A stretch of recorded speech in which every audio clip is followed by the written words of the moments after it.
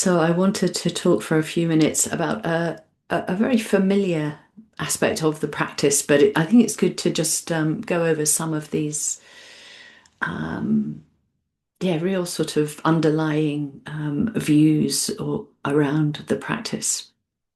So I want to talk a bit about the impersonal nature of awareness. If you're quite new to this kind of practice or this class, this may not be a very familiar idea to you to talk at all, which is partly why I wanted to bring it in because it is really important.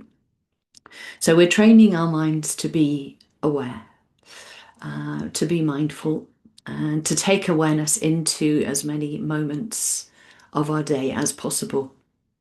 So take it off the cushion into whatever activity we're doing. And those times when we're not particularly doing any activity, but we can still be aware. And we're looking for a quality of awareness that has um, certain sort of components for it to be a kind of wholesome quality in the mind and a quality that supports wisdom. So we're setting up the conditions for those qualities to arise and come together. So an awareness that's receptive and relaxed is really important. Um, an awareness that is content that has some continuity. So that's that practice of as many moments as possible as we can. And that includes the kind of energy we're bringing includes an intention to be aware. Um, it's like that steering the boat in a particular direction, that intention to be present, to be aware is important. And then there's the acceptance of whatever arises. So, right attitude, a helpful way of being with experiences, even when perhaps with a sort of usual mindset, they would be unwanted by us. We don't really want them to be present because they're painful or unpleasant or it's not the right time. We're working with all those kinds of other attitudes by saying, okay, this is what's happening. This is, and so on that basis, yeah, I accept that. So a non-reactive awareness. But the fourth quality, I think, has most to do with this impersonal nature of awareness. So that's the clear knowing, the samprajanya. Um, it's the right view aspect of the practice, or one of the ways that right view manifests. So it's not knowing something personally, and that's in the sense of, oh, I'm taking this to belong to me, my thoughts, my feelings, the sensations in my body. It's very common in our language, but there's an attitude and a belief being reinforced with those kinds of thoughts and feelings, or what I'm hearing, what I'm seeing. So when we are looking more impersonally or training the mind in this more impersonal perspective, rather than things belonging to me, that they're simply objects arising or happenings, uh, experiences in the moment that are being known. They're known in awareness. So it's like the experiences have come to have this impersonal quality to them. They're not owned, they're not sort of belonged by us or to us, but instead they're conditioned arisings in the moment.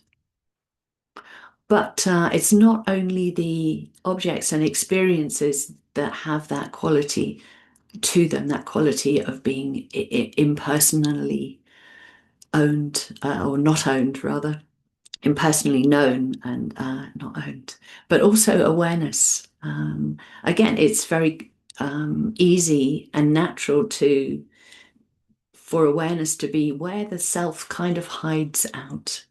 Um, implicit in our way of being aware is often, well, I'm the one who's aware. It's my awareness. I'm the one who's sort of doing awareness in a sense. So one of the ways we can work with growing this sense of an impersonal kind of awareness is just noticing when that ownership comes in, when there's the feeling of uh, I'm aware or this is my awareness.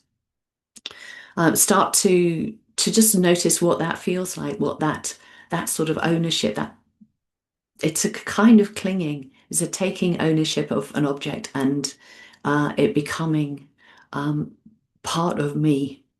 So in this case, awareness becoming part of me. So if we are able to keep doing this, to keep noticing from a more impersonal perspective, both the experiences, the objects, and awareness, then it becomes more natural. It's for awareness to have this more unbiased feeling to it, this more unbiased quality. There's a simple knowing of something, um, and that knowing that awareness becomes yet another mind process, a mind stream, if you like, of different processes happening in the moment.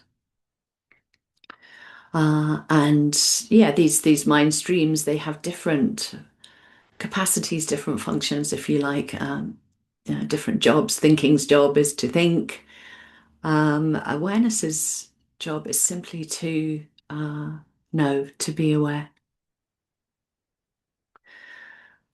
So when I'm leading retreats, some of you will have heard me talk about the, the contrasting two readings around awareness, one by Bhante and one by Sayadaw U Tejaniya from Burma. And Bhante is talking about the knower and the known, these two aspects of experience. And he says, we this is our conditioned way of looking at it as if there is someone who knows and there is what's known. And he says, of course, this is wrong view. So you have the knower and the known, and Bhante disputing the knower.